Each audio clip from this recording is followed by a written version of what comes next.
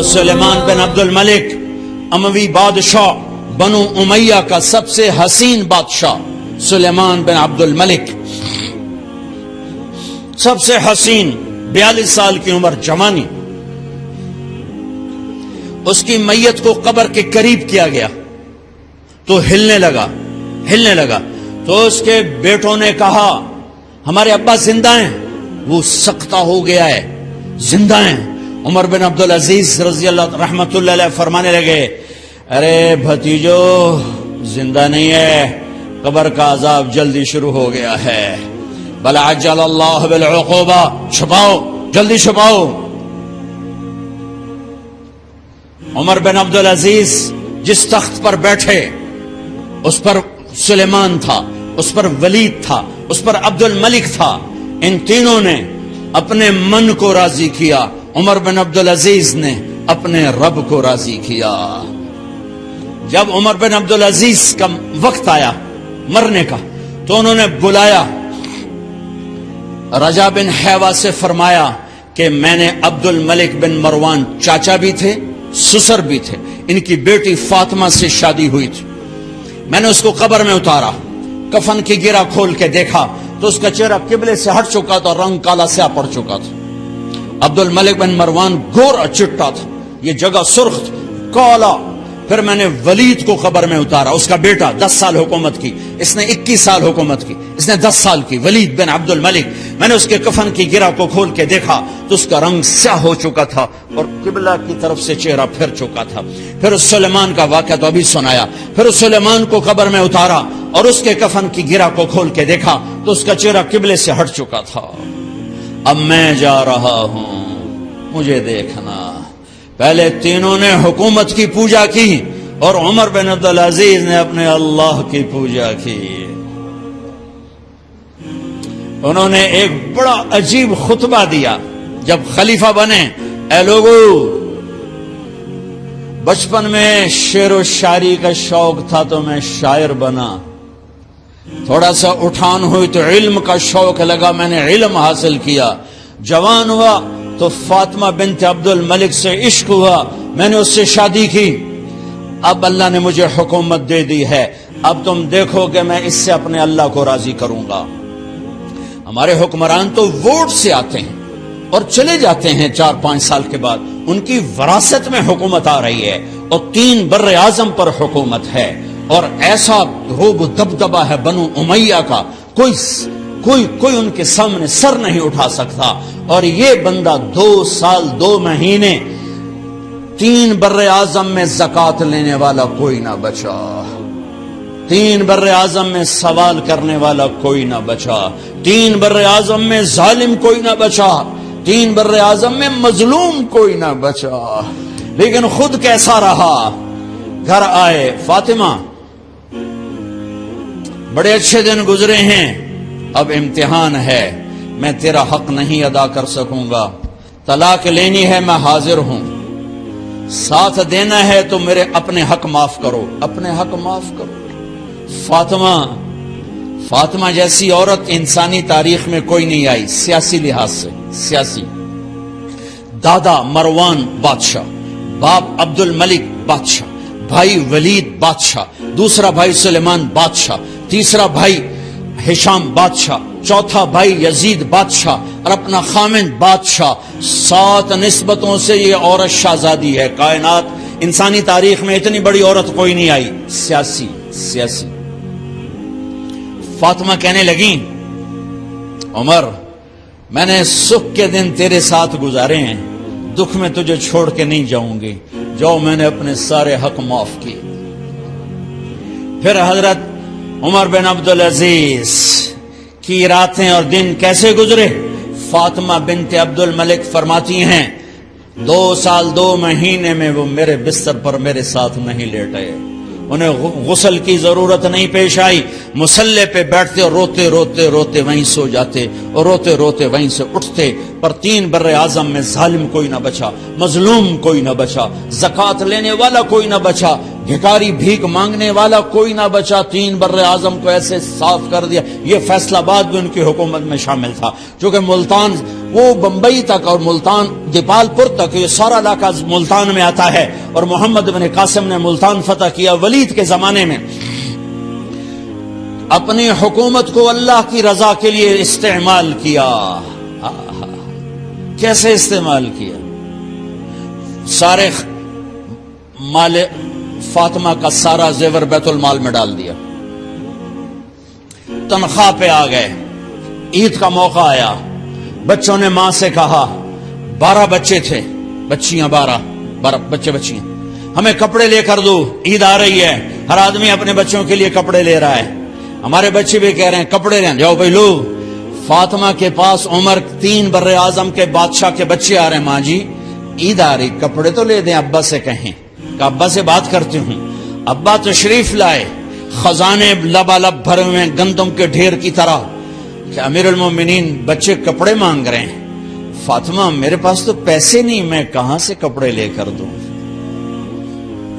میرے پاس تو پیسے کوئی نہیں۔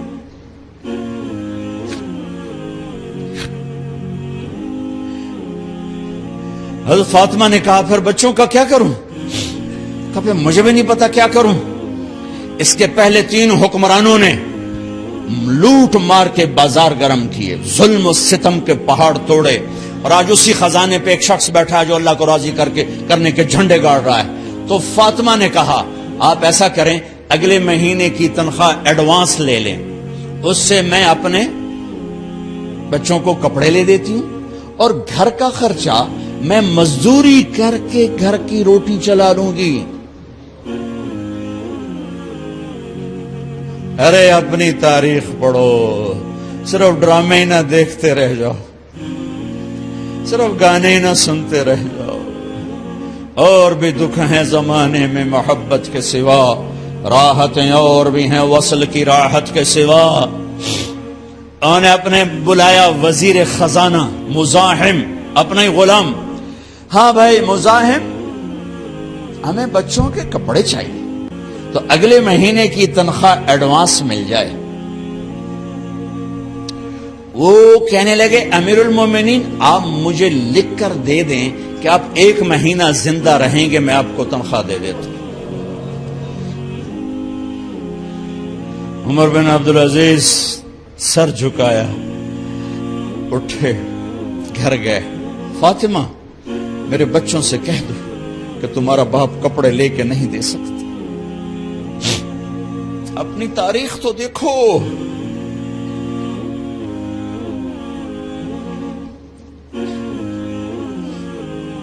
عید کا دن آ گیا، خلیفہ وقت عید کی نماز پڑھاتے تھے، نمازیں بھی خلیفہ وقت پڑھاتے تھے۔ بنو امیہ کا خاندان ملنے کے لیے آ رہا ہے، سارے سرداروں کے بیٹے، اعلیٰ پوشاک، اعلیٰ لباس، ملنے آ رہے ہیں۔ تھوڑی دیر بعد دیکھا تو بچے بھی ملنے آ رہے ہیں، امیر المومنین کی حیثیت سے بچے باپ کو ملنے آ رہے ہیں، اور ان کے جسموں پر پرانا لباس ہے۔ حضرت عمر انہیں دیکھ کر ادھر اپنے سرداروں کے بچے دیکھے تو زرق برق پوشاکیں، اپنے بچوں کو دیکھا۔ ارے اس باپ سے پوچھو جو سب کچھ کر سکتا ہو اور پھر مٹھی بند کر لے کہ نہیں میں نے حرام کی طرف نہیں جانا۔ بچوں کو دیکھا تو آنکھیں ڈبڈبا گئیں، آنکھوں میں آنسو آ گئے۔ فرمایا میرے بچوں آج تمہیں اپنے باپ سے گلہ تو ہوگا کہ آج ہمارے باپ نے کپڑے ہی نہ لے کے دیے۔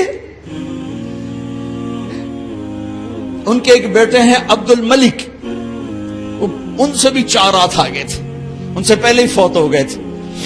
کہنے لگے ابا جان آپ کو مبارک ہو، آپ نے قومی خزانے میں بددیانتی نہیں کی ہے، آپ کو مبارک ہو۔ آج ہمارا سر بلند ہے، ہم شرمندہ نہیں ہیں، ہم شرمندہ نہیں ہیں۔ انسانوں کو کپڑوں پہ نہیں تولا جاتا۔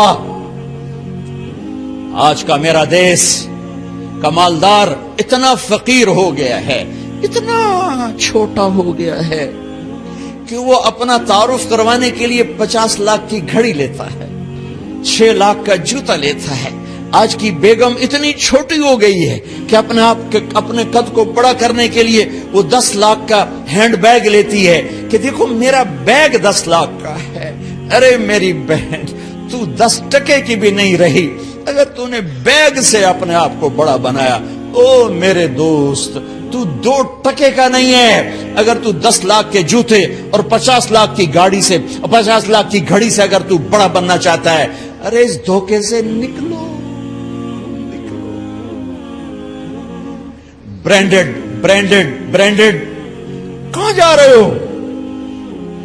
جب تم اپنی ذات میں بے قیمت ہو تو رب ذوالجلال کی قسم، تمہاری گھڑیاں، تمہارے بیگ، تمہاری گاڑیاں، تمہارے بنگلے تمہاری عزت کو بڑھا نہیں سکتے۔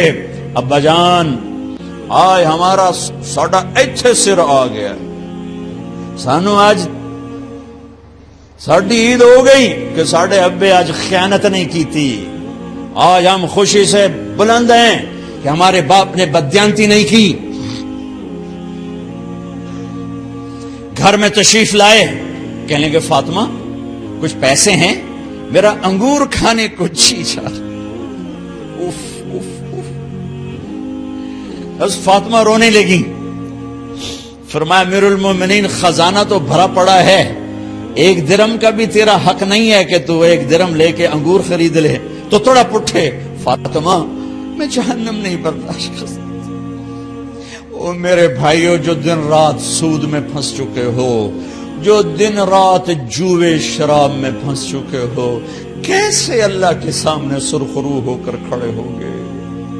فاطمہ میں جہنم نہیں برداشت کر سکتا۔ نہیں،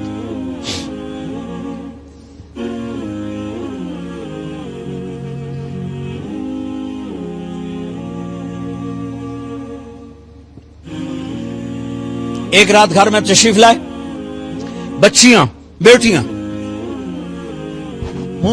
منہ پہ ہاتھ، کپڑا رکھا، دوپٹہ رکھا منہ پہ، اور بات کریں۔ آپ نے پوچھا ارے کیا ہوا تمہیں، یہ منہ پہ کپڑا کیوں رکھتے ہو؟ تو خاموش ہو گئی، لیکن گھر کی خادمہ رو پڑی۔ کہا امیر المومنین، آج آپ کی بیٹیوں نے کچا پیاز توڑ کے اس سے روٹی کھائی، سالن کوئی، ارے مسری دی دال ہی کوئی نہیں ہے، پیاز، کچے پیاز نہ روٹی۔ آج ساڈا مزدور جڑا کوئی نہ کوئی چٹنی بنا باندا ہے، 3 بر اعظم دے بعد شادیاں دھیاں، ہے کچے وصلہ نہ روٹی بیٹھیاں کھاندیاں۔ اور میرے آج کا تاجر کہتا ہے جھوٹ نہ بولوں تو کاروبار کیسے، میرا افسر کہتا ہے رشوت نہ لوں تو گزارا کیسے کروں۔ تو عمر بن عبدالعزیز پھس پہ ہچکیوں کے ساتھ روئے کہ میری بچیوں، میں تمہیں بڑے اچھے کھانے کھلا سکتا ہوں اور میں جہنم کی آگ برداشت نہیں کر سکتا۔ بھائیو، اس بندے نے اپنے آپ کو ذبح کر دی، اللہ کو راضی کرنے کے لیے ذبح کر دی، اپنی ذات کو، اپنے جذبات کو، اپنے احساسات کو۔ جب گورنر ہوتے تھے نا، تو حضرت فاطمہ کی ایک باندی تھی، ان سے انہیں عشق ہو گیا، تو اپنی بیگم سے کہتے یہ باندی مجھے گفٹ کر دو، وہ کہتی میں نہیں کرتی۔ جب یہ خلیفہ بنے، کئی دفعہ ان سے کہتے مجھے ہدیہ کر دو، مجھے دے دو، وہ کہتے میں نہیں دیتی۔ جب یہ خلیفہ بنے تو ان کی بیگم نے اس باندی کو نہلایا، خوبصورت زیورات سے سجایا، عالی شان میک اپ کیا اور اس کا ہاتھ پکڑ کے لائی، امیر المومنین یہ آپ کی خدمت میں گفٹ ہے۔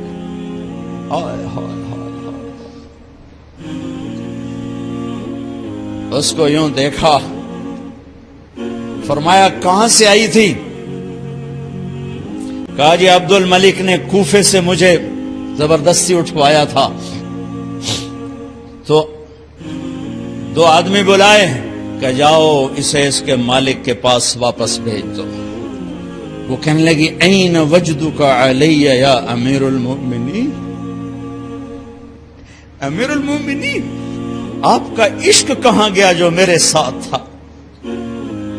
تو عمر کی آنکھیں بھر آئیں، کہا وہ پہلے سے بھی زیادہ ہے، لیکن تمہیں اللہ کے لیے قربان کرتا، میں اپنے عشق کو اللہ کے لیے قربان کرتا۔ ہاں اب اللہ نے صلہ کیا دیا؟ جب انتقال ہوا ہونے لگا تو بلایا رجا کو، جو میں بات پہلے چھوڑ کے ادھر ان کی تھوڑی سیرت بتائی کہ رجا اب میں مرنے لگا ہوں۔ عبد الملک کالا ہو گیا تھا، ولید کالا ہو گیا تھا، سلیمان کالا ہو گیا تھا۔ یہ کیوں کالے ہوئے تھے؟ یہ بے نمازی نہیں تھے، بدکاری نہیں کرتے تھے، کسی کی طرف ان کی میلی آنکھ نہیں اٹھی کبھی۔ یہ ظالم تھے، ظالم انسانوں کا خون پیا، مال میں خیانت کی، اس پر اللہ نے چہرے پھیر دیے۔ آج عمر بن عبدالعزیز جا رہا ہے، کہ دیکھو میں جا رہا ہوں، مجھے دیکھو میرے ساتھ کیا ہوتا ہے۔ ان کا انتقال ہوا، ان کی میت قبر کے کنارے رکھی گئی اور اب نیچے اتارنا ہے۔ سلیمان کی میت کو اتارنے لگے تو ہلنے لگا اور عذاب قبر پہلے شروع ہو گیا۔ عمر کی میت کو جب قبر کے قریب کیا گیا، ایسے ہوا کا جھونکا آیا، ایک پرچہ ایسے لہراتا ہوا یوں آیا، یوں آیا، یوں آیا اور عمر کے سینے پر گر گیا۔ لوگ کٹھے ہو گئے، پرچے کو کھول کے دیکھا گیا تو اس پہ لکھا تھا بسم اللہ الرحمن الرحیم، براءۃ من اللہ لعمر بن عبد العزیز من النار۔